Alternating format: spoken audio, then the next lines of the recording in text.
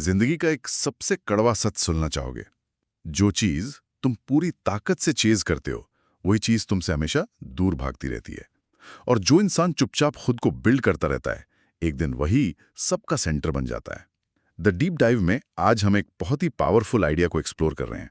यह आइडिया एक सवाल से शुरू होता है, और सवाल ये है कि ऐसा क्यों होता है कि जिस चीज के पीछे हम पूरी शिद्दत से भागते हैं, वही चीज हमसे और दूर भागने लगती है। हमारे सामने जो मटेरियल है वो कहता है कि पीछा करना मतलब चेज करना जरूरत या कमी का संकेत है, और आकर्षित करना, अट्रैक्ट करना, शक्ति का। जब आप किसी चीज का पीछा करते हैं तो आप अनजाने में दुनिया को एक सिग्नल भेज रहे होते हैं कि आप उसके बिना अधूरे हैं। और ये दुनिया उन लोगों की ज्यादा वैल्यू करती है जो बिना कुछ बोले भी अपने आप में पूर्ण दिखते हैं। आज हमारी कोशिश इसी साइकोलॉजी को समझने की है। ये मानसिकता के एक बहुत गहरे सिद्धांत से जुड़ा हुआ है। मनोविज्ञान में इसे स्कैसिटी और अबंडेंस माइंडसेट कहते हैं। स्कैसिटी माइंडसेट का मतलब है कमी की सोच। ये इस विश्वास पर टिकी है कि दुनिया में हर चीज सीमित है, पैसा, प्यार, अवसर, सब कुछ। कि अगर मुझे मिलेगा तो किसी और को नहीं मिलेगा। बिल्कुल। इसीलिए आपको उसे दूसरों से छीनना होगा, उसके पीछे भागना होगा। और यही सोच हमारे अंदर मतलब ईर्ष्या, चिंता और एक अजीब सा दबाव पैदा करती है। और शायद यही सोच हमें लगातार दौड़ने पे मजबूर करती है। हम हमेशा उस चीज के बारे में सोचते रहते हैं जो हमारे पास नहीं है। सही बात है। इसे एक उदाहरण से समझिए। मान लीजिए दो लोग एक ही नौकरी के लिए इंटरव्यू देते हैं। एक इंसान स्कैसिटी माइंडसेट के साथ जाता है। वो सोच रहा है मुझे ये नौकरी हर हाल में चाहिए, नहीं तो मेरा क्या होगा। तो उसकी बॉडी लैंग्वेज, उसकी बातों में एक डेस्परेशन झलकती है। हाँ, वो जरूरत से ज्यादा कोशिश करेगा इम्प्रेस करने की। एग्जैक्टली। दूसरा इंसान अबंडेंस माइंडसेट के साथ जाता है। वो सोचता है मैं अपना बेस्ट दूंगा, अगर ये नौकरी मेरे लिए सही है तो मिलेगी, नहीं तो दुनिया में अवसरों की कमी नहीं है। उसकी बातों में एक ठहराव और आत्मविश्वास होता है। अब आप बताइए, कंपनी किसे चुनना चाहेगी? जाहिर है दूसरे वाले को। उसका आत्मविश्वास ही से ज्यादा काबिल दिखाता है। तो अबंडेंस माइंडसेट हमें एक तरह का चुंबक बना देता है। सही शब्द है चुंबक। अबंडेंस माइंडसेट इस विश्वास से आता है कि दुनिया में हर किसी के लिए पर्याप्त है। ये सोच एक गहरी आंतरिक सुरक्षा और आत्ममूल्य यानी पर्सनल वर्थ से पैदा होती है। जब आप ये मानने लगते हैं कि आप खुद में पूरे हैं और आपकी कीमत किसी बाहरी चीज से तय नहीं होती, तो आपकी एनर्जी ही बदल जाती है। तो आप अवसरों के पीछे नहीं भागते, अवसर आपकी तरफ खींचे चले आते हैं। हमारे सोर्सेस में एक बहुत अच्छी एनालॉजी दी गई है। कल्पना कीजिए कि आप एक चुंबक हैं। एक कमजोर चुंबक लोहे को अपनी तरफ नहीं खींच सकता, उसे लोहे के पास जाना पड़ता है। लेकिन एक शक्तिशाली चुंबक वो दूर से भी लोहे को अपनी ओर खींच लेता है। तो सवाल ये नहीं है कि लोहा कहाँ है, सवाल ये है कि आपका चुंबक कितना शक्तिशाली है। हमें दौड़ने वाला इंसान नहीं, चुंबक बनना है। हाँ, लेकिन यह एक खतरा है जिसे समझना बहुत जरूरी है। कुछ लोग शक्तिशाली चुंबक बनने का मतलब घमंडी या एरोगेंट होना समझ लेते हैं। अच्छा। वो सोचते हैं कि एटीट्यूड दिखाने से लोग आकर्षित होंगे, जबकि असली चुंबकीय शक्ति शांति, गहरे आत्मविश्वास और विनम्रता से आती है, दिखावे से नहीं। ये बाहरी शोर नहीं है, ये आंतरिक स्थिरता है। ये बात बहुत गहरी है, और दिलचस्प बात यह है कि ये कोई नई फिलॉसफी नहीं है। हमारे सोर्सेस हमें बताते हैं कि हजारों साल से ज्ञानी लोग यही बहुत कहते आए हैं। जैसे रोमन सम्राट मार्कस ऑरेलियस, जो एक राजा होने के साथ साथ एक महान स्टोइक दार्शनिक भी थे। हाँ, उनकी किताब मेडिटेशंस असल में उनकी पर्सनल डायरी थी, जो उन्होंने खुद को डिसिप्लिन में रखने के लिए लिखी थी। उसमें वो बार बार खुद को याद दिलाते हैं कि बाहरी चीजों पर ध्यान देने के बजाय अपने अंदर के चरित्र पर काम करो। उसी में उनकी एक बहुत पावरफुल लाइन है, waste no more time arguing about what a good man should be one. यानी एक अच्छा इंसान कैसा होना चाहिए, इस पर बहस करने में और समय बर्बाद मत करो, एक बनो। मतलब कितना साफ है, दिखावे के लिए मत भागो, असल में बनने पर काम करो। जो तुम बनना चाहते हो वो बन जाओ, दुनिया खुद तुम्हें पहचान लेगी। और एक और स्टोइक दार्शनिक एपिक्टेटस इसी बात को एक अलग नजरिए से देखते थे। वो कहते थे कि अगर आप अपनी वैल्यू, अपना आत्मसम्मान किसी और की प्रतिक्रिया से माप रहे हैं, तो आप पहले ही हार चुके हैं। आकर्षण का पूरा खेल आंतरिक मूल्य यानी इंटरनल वैल्यू पर टिका है। जब आपका मूल्य आपके अंदर से आता है, तो आपको बाहर से वैलिडेशन की जरूरत नहीं पड़ती, आपकी मौजूदगी ही काफी है। ये दार्शनिक बातें सुनने में तो बहुत अच्छी लगती हैं, लेकिन क्या आज की प्रैक्टिकल दुनिया में जहां इतना कंपटीशन है, इनका कोई सबूत है? या ये सिर्फ अच्छी लगने वाली बातें हैं? ये एक बहुत जरूरी सवाल है और जवाब है हाँ। आज का विज्ञान भी इसे पूरी तरह से बैक करता है। एक बहुत ही फैसिनेटिंग स्टडी है जो परसीव्ड वैल्यू के सिद्धांत पर की गई थी। इस अध्ययन में पाया गया कि जो लोग प्लेइंग हार्ड टू गेट की रणनीति अपनाते हैं, मतलब जो बहुत आसानी से उपलब्ध नहीं होते, उन्हें ज्यादा आकर्षक और मूल्यवान माना जाता है। ऐसा क्यों होता है? इसके पीछे की साइकोलॉजी क्या है? इसके पीछे दो मुख्य कारण हैं। पहला, स्कैसिटी प्रिंसिपल। हमारा दिमाग उन चीजों को ज्यादा कीमती मानता है जो कम मात्रा में उपलब्ध हो या जिन्हें पाना मुश्किल हो। सही बात है। दूसरा, जब कोई आसानी से उपलब्ध नहीं होता तो हम अवचेतन रूप से ये मान लेते हैं कि जरूर उनके पास बेहतर विकल्प होंगे या उनका जीवन इतना भरा हुआ और दिलचस्प है कि उनके पास हमारे लिए समय नहीं है। ये चीज अपने आप उनकी वैल्यू बढ़ा देती है। और जो ज्यादा कोशिश करता है? वहीं जो इंसान बहुत ज्यादा कोशिश करता दिखता है, उसे अक्सर हताश या डेस्परेट समझ लिया जाता है, जिससे अनजाने में उसकी वैल्यू कम हो जाती है। ये तो वही बात हुई जो हमारे शास्त्र भी कहते हैं, कर्म पर ध्यान केंद्रित करो, फल की चिंता छोड़ दो। मतलब अपने काम को, अपनी स्किल को इतना शुद्ध और शक्तिशाली बनाओ कि फल खुद तुम्हारी ओर दौड़ कर आए, तुम्हें फल के पीछे भागने की जरूरत ही ना पड़े। चलिए इसे असल जिंदगी के उदाहरणों से समझते हैं। रिश्तों में ये कैसे काम करता है? रिश्तों में तो ये सबसे ज्यादा साफ दिखता है। जो इंसान हर समय ध्यान यानी अटेंशन मांगता है, लगातार मैसेज या कॉल करता है, वो अनजाने में दूसरे इंसान पर एक बोझ डाल रहा होता है। वो अपनी खुशी की जिम्मेदारी दूसरे पर डाल देता है। अब कोई भी ये बोझ उठाना नहीं चाहता। बिल्कुल नहीं। मनोविज्ञान में इसे इमोशनल कंटेजियन कहते हैं।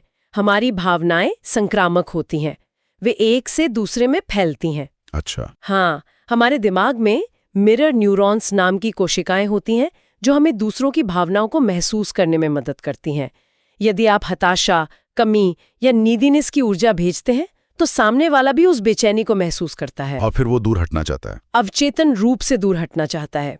इसके विपरीत अगर आपकी ऊर्जा में शांति है, आत्मविश्वास है, एक ठहराव है, तो वही ऊर्जा लोगों को आपकी ओर खींचती है। वे आपके पास सुरक्षित और प्रेरित महसूस करते हैं। और यही बात करियर और सम्मान पर भी लागू होती है। मुझे याद है एक कहानी जो हमारे सोर्सेज में थी। एक ऑफिस में दो लोग थे, दोनों ही प्रमोशन चाहते थे। पहला व्यक्ति लगातार मैनेजर से बात करता, अपने काम को बढ़ा चढ़ाकर बताता। मतलब प्रमोशन चेज कर रहा था। हाँ, और दूसरों की कमियां गिनाता। दूसरा व्यक्ति चुपचाप अपने काम की क्वालिटी सुधारने में लगा हुआ था। वो नई स्किल सीख रहा था, मुश्किल प्रोजेक्ट्स ले रहा था और अपनी टीम की मदद कर रहा था। और अंत में प्रमोशन किसे मिला? दूसरे वाले को, क्योंकि उसका काम खुद बोल रहा था। उसे सम्मान मांगना नहीं पड़ा। एक दिन कंपनी के सीईओ ने एक जरूरी प्रोजेक्ट देखा और पूछा, यह बेहतरीन काम किसने किया है? उस दिन से सब कुछ बदल गया। दुनिया खुद रुककर पूछती है, ये कौन है? ये हसल की सही परिभाषा है।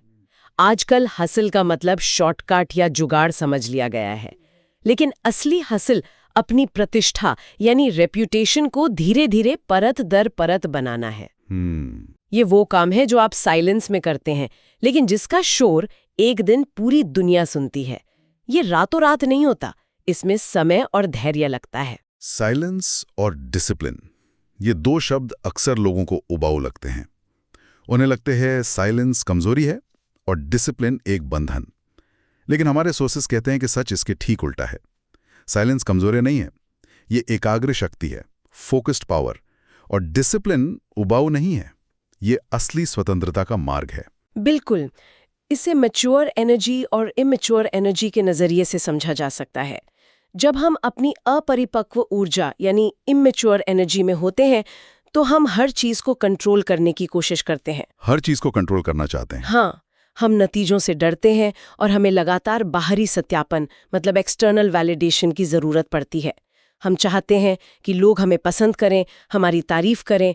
ये चेजिंग की ऊर्जा है, भागने की ऊर्जा। और मैच्योर एनर्जी? परिपक्व ऊर्जा, मैच्योर एनर्जी स्थिर, शांत और आत्मनिर्भर होती है।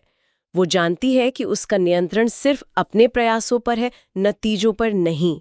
उसे किसी को कुछ साबित करने की जरूरत नहीं होती, क्योंकि वो अपना मूल्य अंदर से जानती है। ये अट्रैक्शन की ऊर्जा है। हाँ, ये वो शांति है जो तूफान में भी स्थिर रहती है। तो संदेश साफ है, आपका काम बोलना चाहिए, आप नहीं।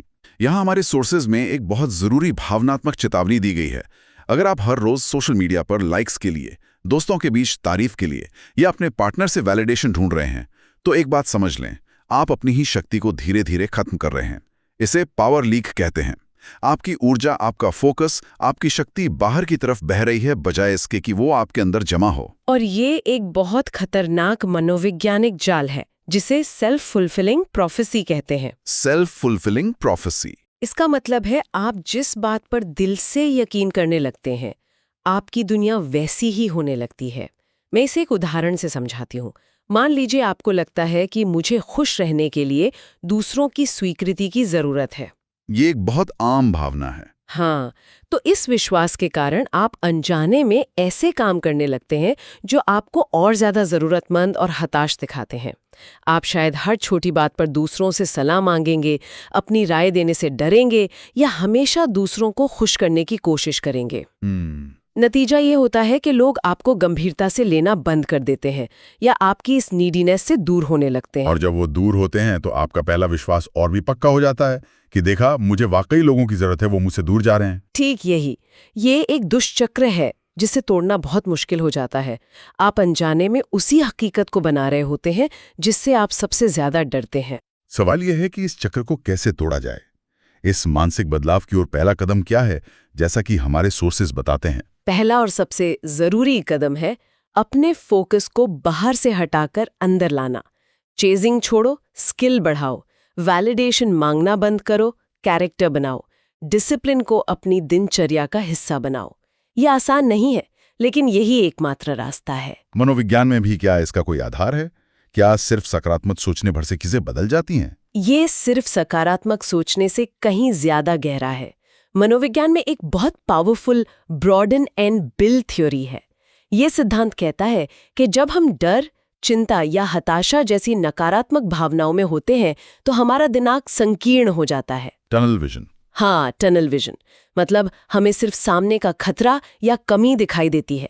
हम कोई और रास्ता या अवसर देख ही नहीं पाते। जैसे जब कोई हिरण शेर को देखता है तो उसे भागने के रास्ते के अलावा कुछ नहीं सूझता। बिल्कुल सही एनालॉजी है। इसके विपरीत ब्रॉडन एंड बिल्ड थ्योरी कहती है कि जब आप कृतज्ञता यानी ग्रैटिट्यूड, आशा या शांति जैसी सकारात्मक भावनाओं को अपने अंदर जानबूझकर विकसित करते हैं तो वो सुरंग की दीवारें गिर जाती हैं और आपको पूरा लैंडस्केप दिखाई देने लगता है।